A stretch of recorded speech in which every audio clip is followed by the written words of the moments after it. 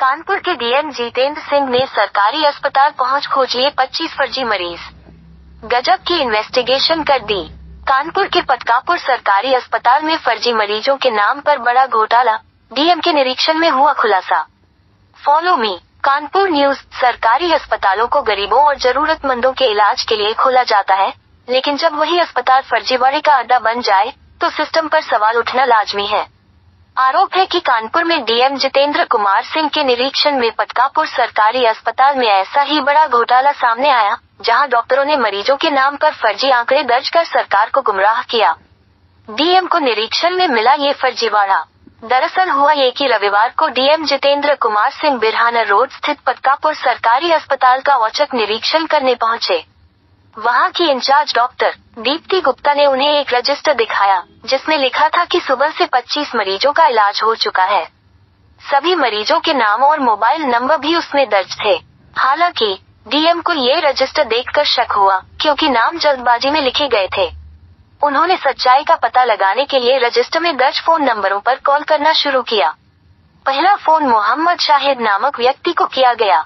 उसने कहा, सर, मैं तो बीमार ही नहीं हूँ, फिर अस्पताल क्यों जाऊंगा। ये सुनते ही डीएम चौंक गए। उन्होंने तुरंत दूसरे और तीसरे मरीज को भी कॉल किया, तो वही कहानी दोहराई गई। सभी नंबर और नाम फर्जी पाए गए। जब डीएम ने अस्पताल की इंचार्ज डॉक्टर दीप्ति गुप्ता से इस घोटाले के बारे में पूछा, तो उन्होंने स्वीकार किया कि संख्या बढ़ाने के लिए फर्जी मरीजों के नाम और नंबर दर्ज किए गए थे। इसके बाद डीएम ने पूरे अस्पताल स्टाफ से पूछताछ की और तुरंत सीएमओ, मुख्य चिकित्सा अधिकारी और अन्य स्वास्थ्य अधिकारियों को नोटिस जारी किया। डीएम ने ये भी स्पष्ट किया कि डॉक्टर दीप्ति गुप्ता को निलंबित करने की संस्तुति शासन को भेज दी गई है। इस घोटाले के सामने आने के बाद ये सवाल उठता है कि इन फर्जी मरीजों के नाम पर मुफ्त सरकारी दवाएं तो नहीं उठाई गयी। सरकारी अस्पतालों में सरकार द्वारा मरीजों को फ्री दवाएं दी जाती है, और ऐसे में इस बात की पूरी संभावना है कि इन दवाइयों को बाहर बेचने के लिए फर्जी मरीजों के नाम दर्ज किए गए हों। डॉक्टर और स्टाफ ने दी अजीब सफाई। जब मीडिया टीम इस मामले की जांच के लिए पतकापुर अस्पताल पहुंची, तो वहां डॉक्टर दीप्ति गुप्ता अपनी सीट पर बैठी मिली। स्टाफ भी मौजूद था, कंप्यूटर ऑन था और रजिस्टर सामने रखा था।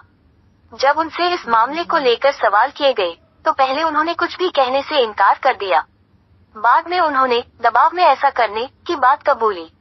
अस्पताल स्टाफ भी बचाव में उतर आया और कहा कि मरीज कभी कभी फर्जी नंबर दे देते हैं। हालांकि ये सफाई डीएम की जांच के सामने टिक नहीं पाई, क्योंकि जिन लोगों के नाम दर्ज थे, वे कभी अस्पताल आए ही नहीं थे।